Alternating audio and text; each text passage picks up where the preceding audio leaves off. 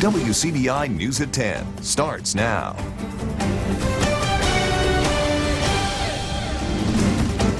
Happy 4th of July, and thank you for joining us on this Independence Day. The Independence Day celebration in Starkville has been packed with food and a whole lot of fun all evening long. A large crowd enjoyed a spectacular fireworks show, and our Tyler Hull was out there with them. He now joins us live from Starkville Sportsplex with the very latest. That's right, Scott. The threat of bad weather did not scare off these eager residents from seeing a beautiful sight.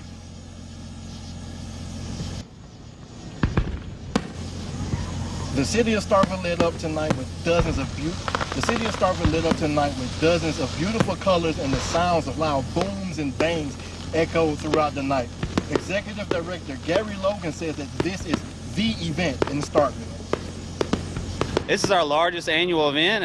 It's the main fireworks show for the city of Starkville.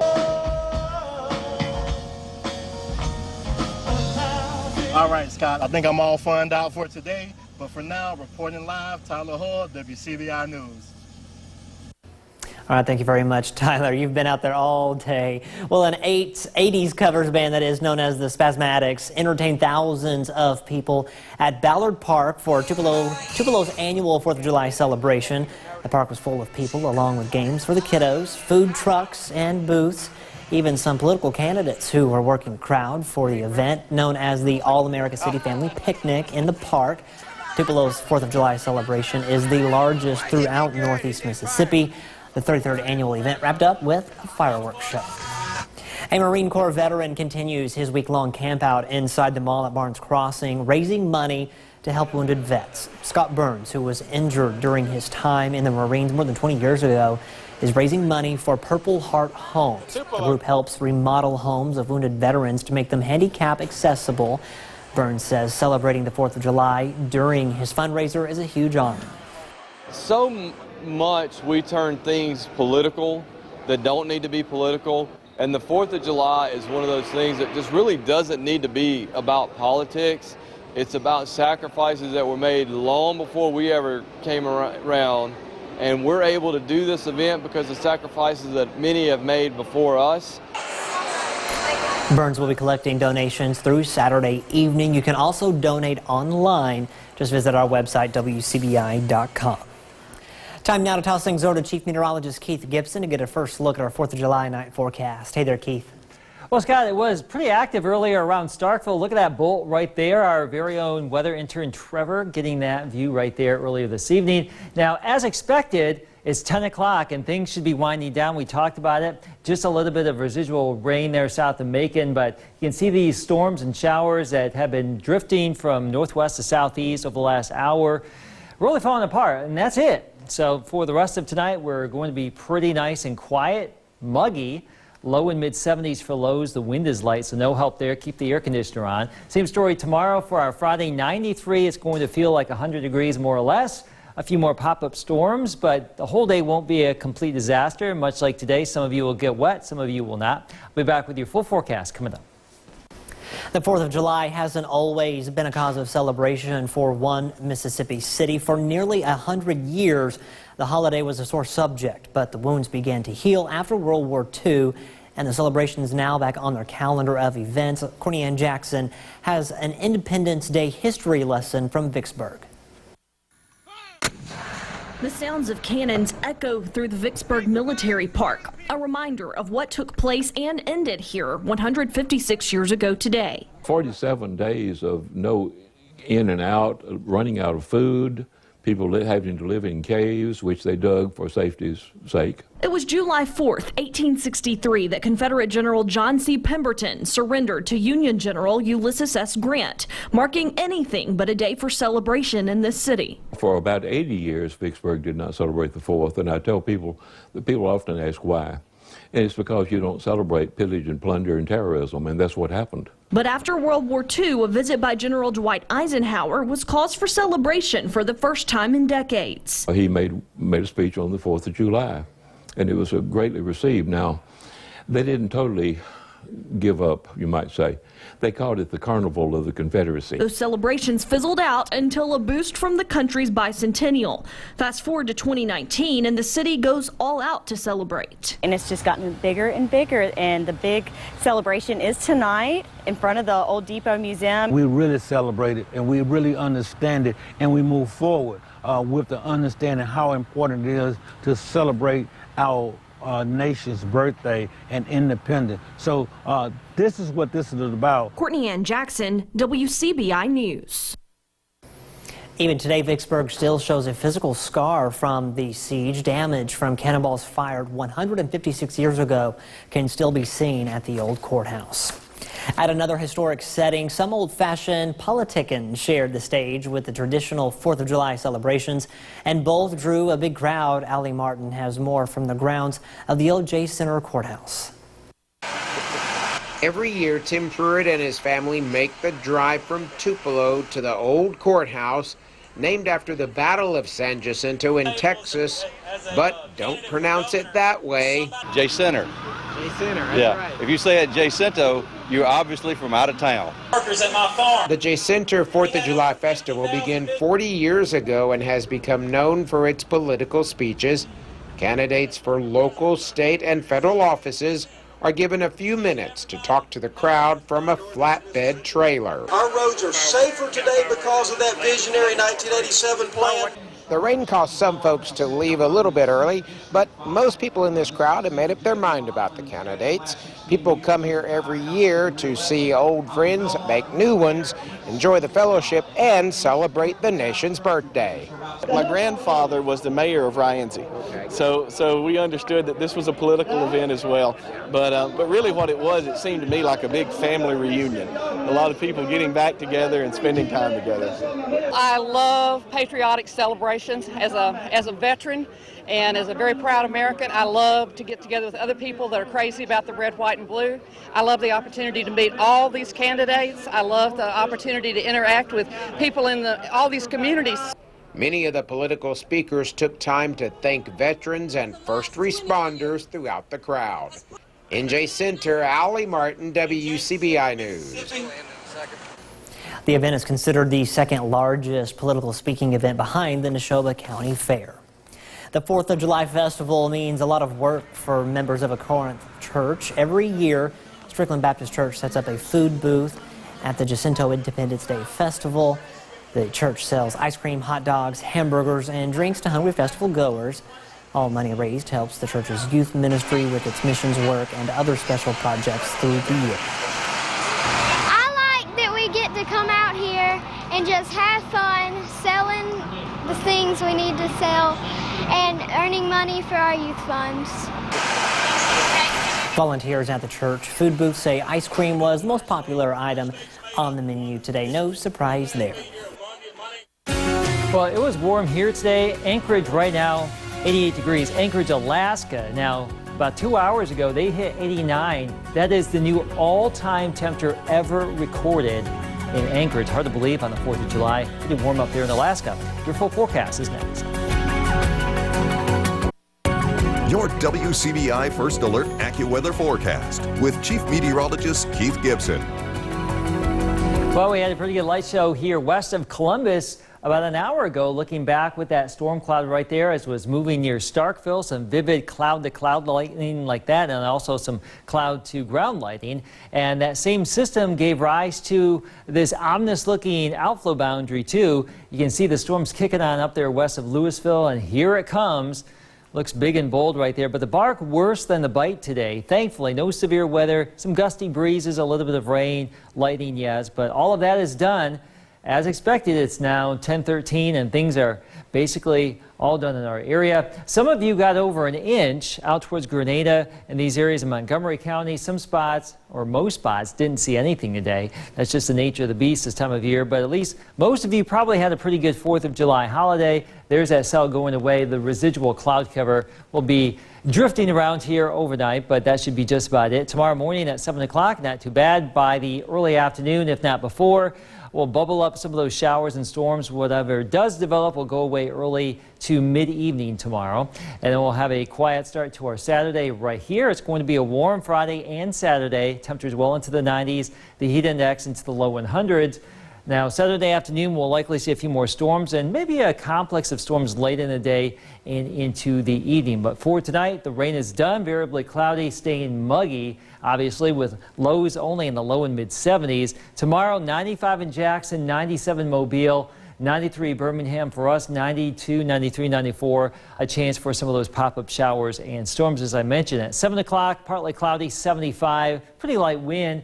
The wind will be from the west tomorrow, stirring up the air just a little bit. Take what you can get when we're looking at highs well into the 90s and the heat index flirting with the triple digits here outside of whatever storm happens to develop. We have this area of high pressure down here in the Gulf of Mexico. It has been deflecting some of these storms our way. It's actually moving back to the west, and the upper level pattern will set up from northwest to southeast late Saturday, Sunday, and Monday. And that's why we envision a slightly better chance for some more widespread activity, if you will, by the second half of the weekend. So our rain chances go up to about 50% Sunday, 40% Monday. Tomorrow, Saturday, for a good chunk of Saturday, rain chances about where they were today, 30%. So some of you will get them, some of you will not, but pretty warm here. 93 Friday, 94 Saturday, a little bit cooler Sunday, Monday, with those higher rain opportunities. Scott, as we get into next week, more of the same, low and mid 90s, 70s at night, and those daily storm chances. Summertime is grilling time, but you want to be sure to play it safe. We have a few tips when we come back. You're watching WCBI News at 10 with Scott Martin. The start of the school year is soon to be just around the corner, and if you're packing your kids' lunch, we have a few tips for you tonight in our Health Talk with Baptist. Hi, I'm Libby Walker, the Morrison Director of Food and Nutrition at Baptist Memorial Hospital Golden Triangle. Tonight, we will discuss if thawed or partially thawed foods are safe to eat and what foods can be refrozen. The electricity goes out. Your first thought after finding a flashlight is the hours you spent last summer putting up the fresh vegetables from your garden, or the tens of pounds of deer meat from last winter's successful hunt, or the hours spent in the June heat at the Pick Your Own Blueberry Farm for the 10 gallons of blueberries, all of it in the freezer in your utility room, all of which you fear will have to be tossed if the electricity stays off for any length of time. There is some good news though. Thawed or partially thawed food in the freezer may be safely refrozen if it still contains ice crystals or is at 40 degrees Fahrenheit or below. Partial thawing and refreezing may affect the quality of some food, but the food will be safe to eat. If you keep an appliance thermometer in your freezer, it's easy to tell whether food is safe. When the power comes back on, check the thermometer. If it reads 40 degrees Fahrenheit or below, the food is safe and can be refrozen. Never taste food to determine its safety. You can't rely on appearance or odor to determine whether food is safe. Join us next time for Health Talk with Baptist. Mail your topic suggestions to healthtalk@wcbi.com. Health Talk has been brought to you by Baptist Memorial Hospital Golden Triangle. And be careful if you're firing up the grill. Experts say you should grill 10 feet away from a building and never leave the grill unattended. Never add lighter fluid to hot coals. Also, don't use gasoline or kerosene to light those coals. If using propane, check for leaks. State Farm Insurance reports that grills cause $96 million in property damage each year and result in nearly 17,000 emergency room visits. The high school football tour continues with stop number 11. More on the Baldwin Bearcats right after the break. Here's sports on WCBI. Thanks for tuning in. I'm Chris Bolton. The next stop on the high school football tour checks in with the Baldwin Bearcats, a team that's continuously working to rebuild after losing lots of experience. Baldwin is stop 11 on the high school football tour. WCBI's 60 Schools in 60 Days is brought to you by Sparklight. The Baldwin Bearcats have always been riddled with success. After losing lots of experience, 2018 was the first time the Bearcats didn't see a division championship. Now, after being reclassified to 1A, the Bearcats hope to be the team to beat once again. I think the biggest thing is dropping down to 1A. You have so many region games that you don't play as many non-division games, so that'll help us going forward. Even though we're going down, there's still no reason to look down on any 1A team. We got to stay humble. That's what messed us up last year. We wasn't humble enough.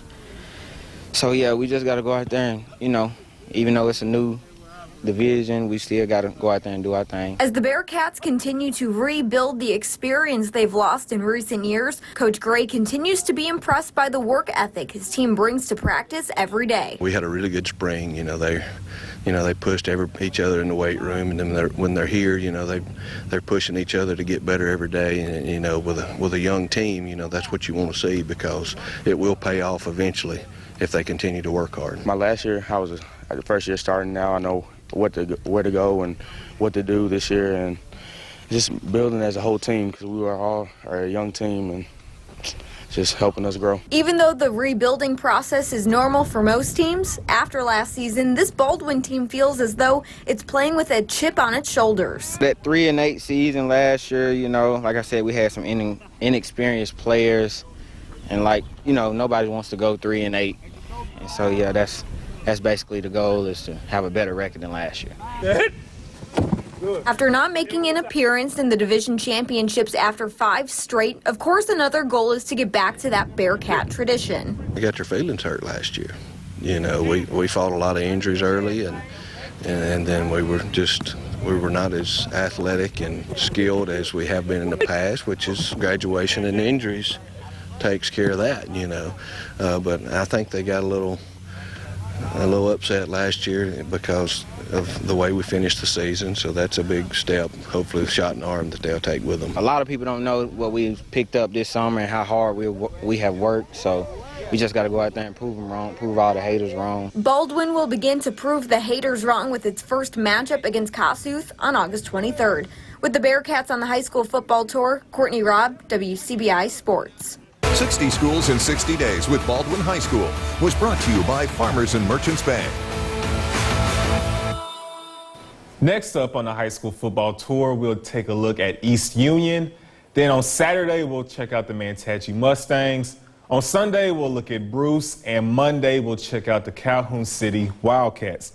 Now, for those keeping track at home, go to our Twitter and Facebook accounts at WCBI End Zone to see the schedule. And if you missed any stops along the way, you can always go watch them on our website at WCBI.com.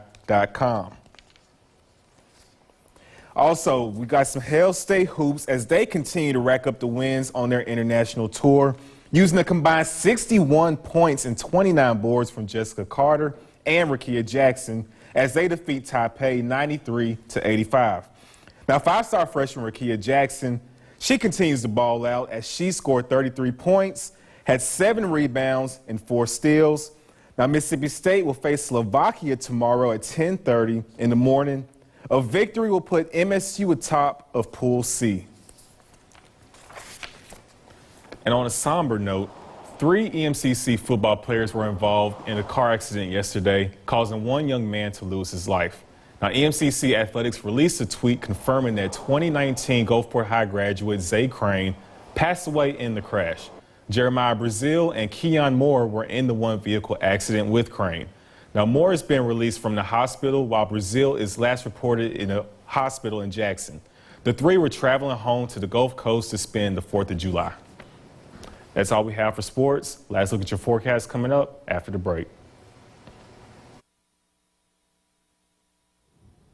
Tanglefoot Trail could soon be in a nationally recognized Hall of Fame, but it needs your help. The trail is one of only 3 in the country nominated for the Rails to Trails Conservancy Hall of Fame. The winner will be chosen by the public to vote for Tanglefoot. You can do so by logging on to railstotrails.org. You can vote as many times as you want. Voting ends next week, July the 10th. To vote, just go to that link you see there on your screen or visit our website, WCBI.com. We'll have a link to that website there. And for tomorrow and the next couple of days, well, how about the next couple of months? We'll have a daily storm chance, it seems like, warm and humid air, plenty of heat, plenty of humidity. The heat index around 100. Stay cool and just avoid the storms. Stay cool, stay hydrated, don't forget the sunscreen. That heat is dangerous. It certainly is. It's very, very warm. Thanks, Keith. Thanks for watching, everyone. We'll see you tomorrow.